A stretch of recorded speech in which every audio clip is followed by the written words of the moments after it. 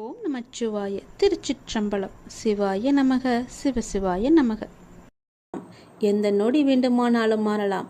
உங்கள் மீது நீங்கள் நம்பிக்கை வையுங்கள். வாழ்க்கை எந்த நொடியிலும் மாறும். மனிதர்களிடம் நீங்கள் கவனமாக இருங்கள். எப்போது மாறுவார்கள் என்று யாருக்கும் தெரியாது. நம்மை நாமே பெரிதாக எண்ணிக்கொண்டு அகந்தை கொள்வது கூடாது. சாதாரணமானவர்களாக நம்மை கருதும் போதுதான் நம்மிடம் கருணையும் பணிவும் நல்ல சிந்தனையும் வெளிப்படத் தொடங்கும்.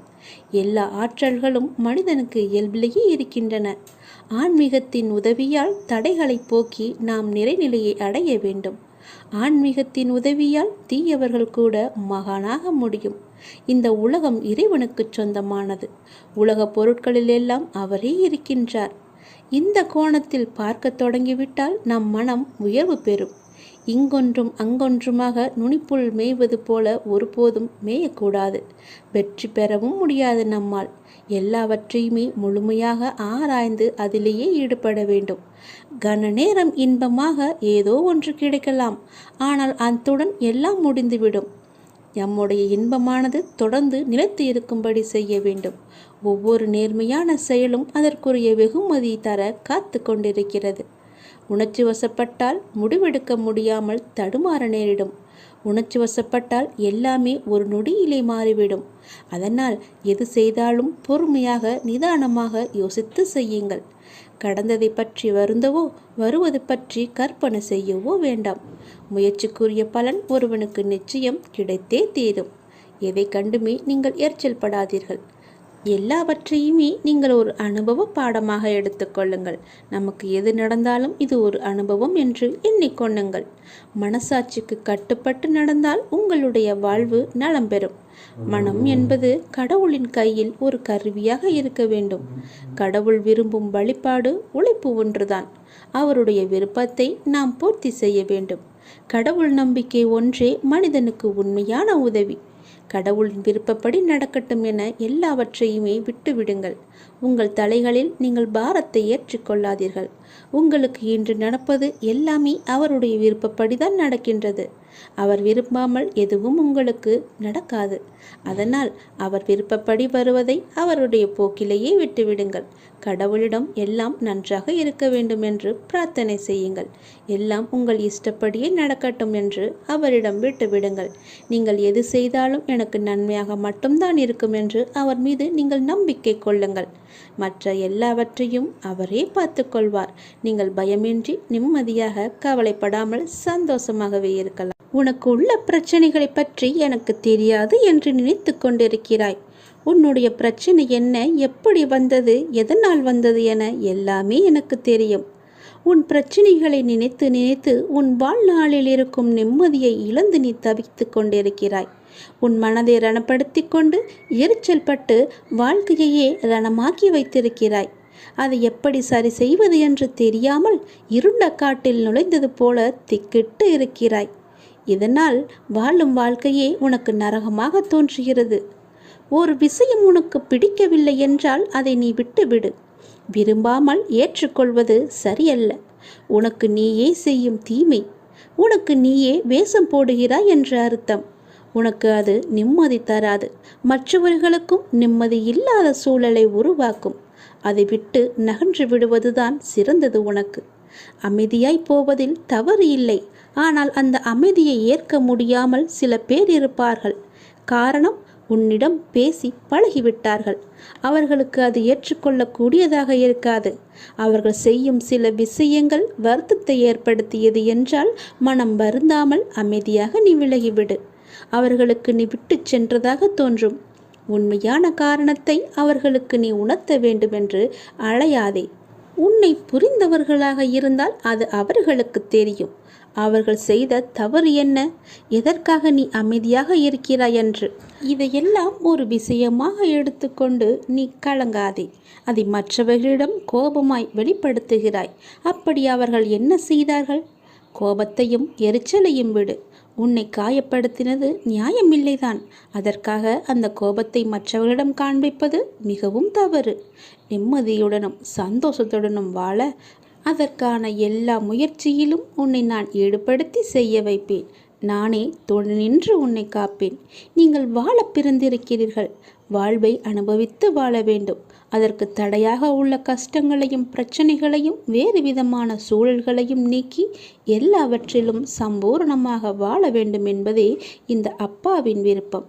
அப்பாவின் விருப்பம் உங்கள் வாழ்க்கையில் நடைமுறைக்கு வர வேண்டும் என்றால் அப்பா உங்கள் மனதில் இருக்க வேண்டும்.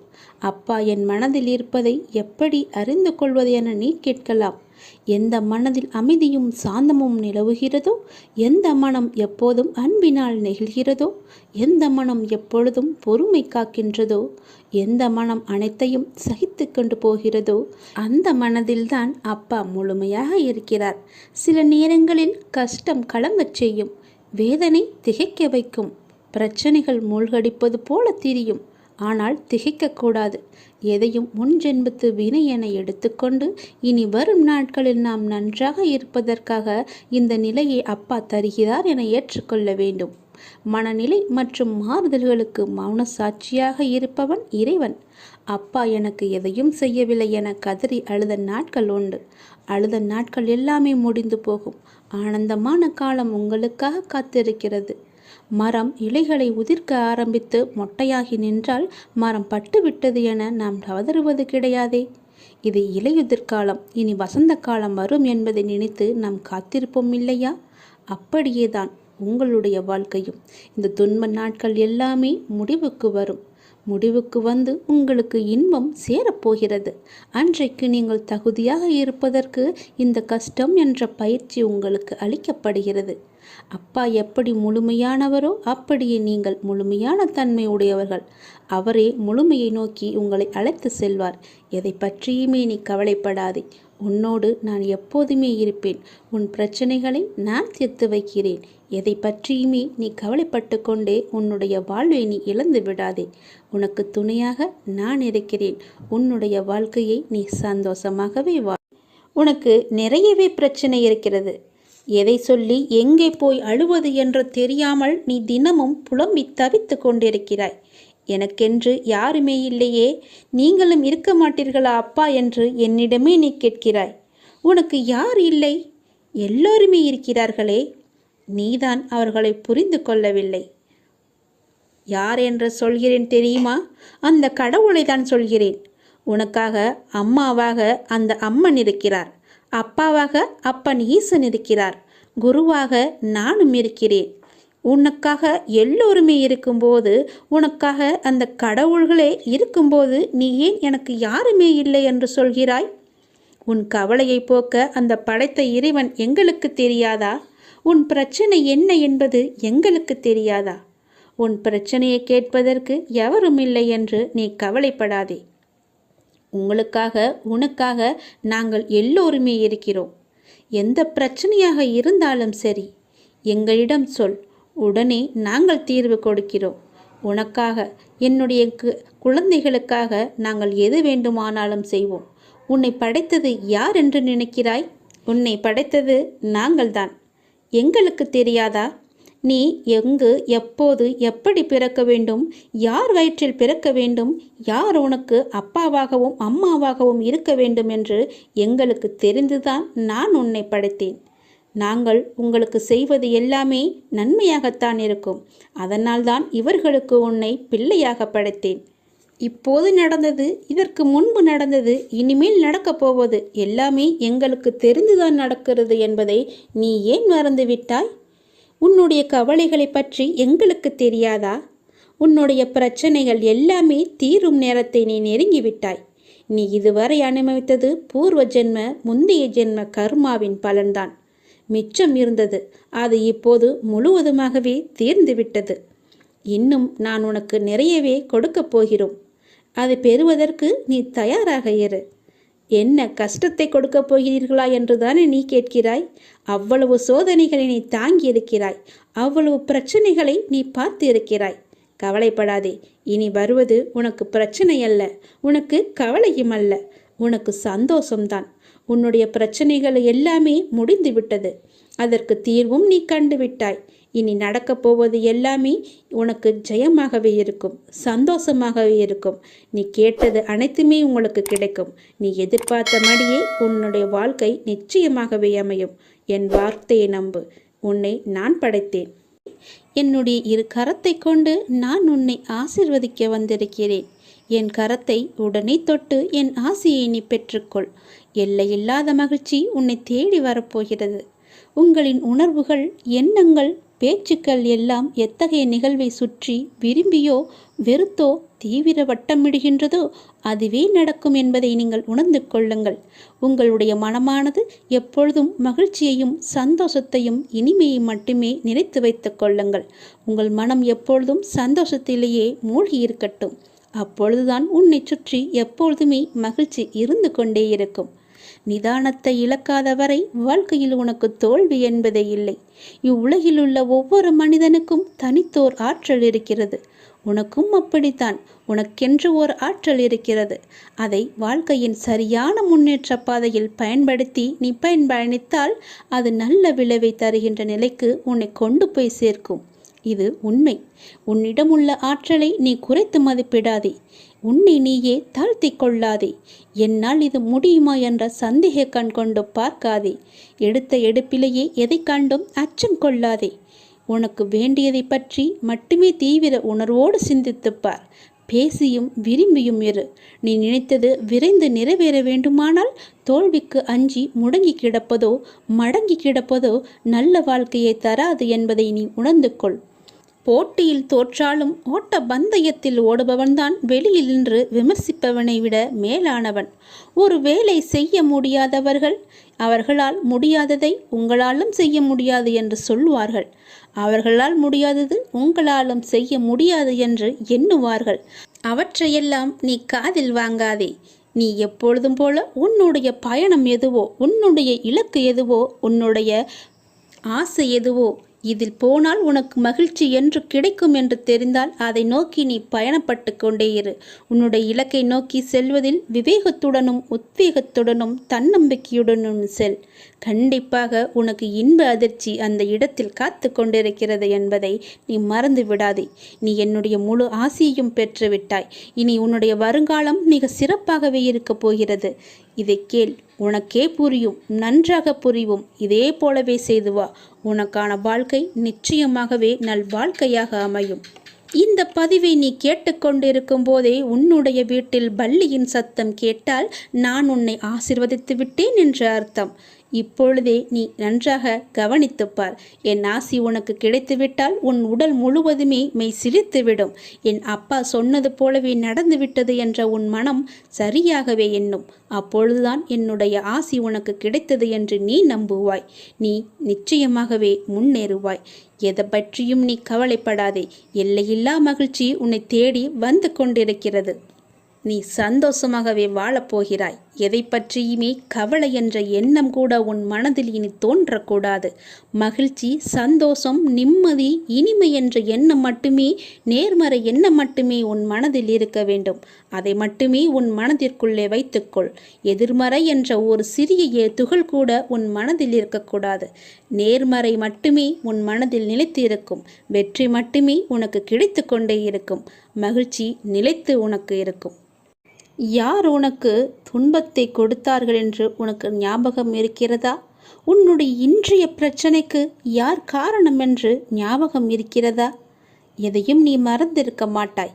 யார் உனக்கு துன்பத்தை கொடுத்தாரோ அவர் இன்றைக்கு நிச்சயம் நன்றாக இருப்பதை போன்ற தோற்றம் உனக்கு தெரிந்து கொண்டிருக்கும். அப்படிதானே? உனக்கு துரோகம் இழைத்தவர்கள் இப்போது நன்றாக செழுமையாக எந்த கவலையும் இல்லாமல் இருப்பது போலதான் உனக்கு தெரிகிறது. கெட்டதை செய்பவர்கள் நன்றாக இருக்கின்றார்கள். நல்லதை மட்டுமே செய்து கொண்டிருக்கின்ற நான் கஷ்டப்படுகின்றேனே என எரிச்சலோ நீ கவலையோ மட்டும் படாதே. அவர்கள் காலையில் பூத்து மாலையில் வாடும் பூவை போன்றவர்கள் என்பதை மனதில் வைத்துக்கொள். ஒரு பூ காலையில் பூத்தால் மாலையில் எப்படி இருக்கும்? வாடி போய்விடும் அல்லவா? அப்படிதான் அவர்களும். இப்போது பூத்து குலுங்கும் நேரம். விரைவிலேயே அவர் வாடும் நேரத்தையும் எட்டி விடுவார்கள். இன்னும் கொஞ்சம் காலம்தான். நீ பொறுமையாக இரு. அவர்கள் வாடப்போவதை நீ கண்கூடாக பார்க்கப் போகிறாய். இப்போது உள்ள மேன்மையிலிருந்து விரைந்து கீழே தள்ளப்படுவார்கள்.